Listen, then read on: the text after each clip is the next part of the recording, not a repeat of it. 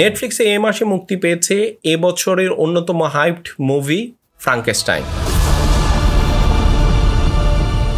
Barry শেলির যে উপন্যাসটা সেটা ছিল একটা ক্লাসিক উপন্যাস। দেল তেরু এই ক্লাসিক উপন্যাসটাকে নিজের মতো করে ইন্টারপ্রেট করেছেন। উপন্যাসে যে ভিক্টরের বাবা ছিলেন তিনি ছিলেন একজন সাপোর্টিভ মানুষ, কিন্তু সিনেমায় সেই বাবাই হয়ে উঠে একজন ডোমিনেটিং এবং নিষ্ঠুর মানুষ।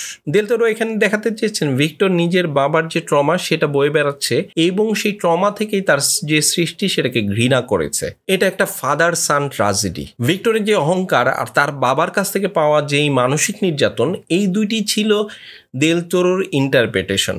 ভিক্টর এখানে কেবলমাত্র একজন বিজ্ঞানী না, তিনি জ্ঞানের জন্য পাগল এক ধর্মান্ধ। এখানে বলে রাখা ভালো যে যারা অন্ধভাবে ধর্ম পালন করে তারাই শুধু ধর্মান্ধ হয় না, বিজ্ঞানকে যারা ধর্ম মনে করে এবং তাকে অন্ধভাবে মেনে চলে তারাও ধর্মান্ধ হতে পারে।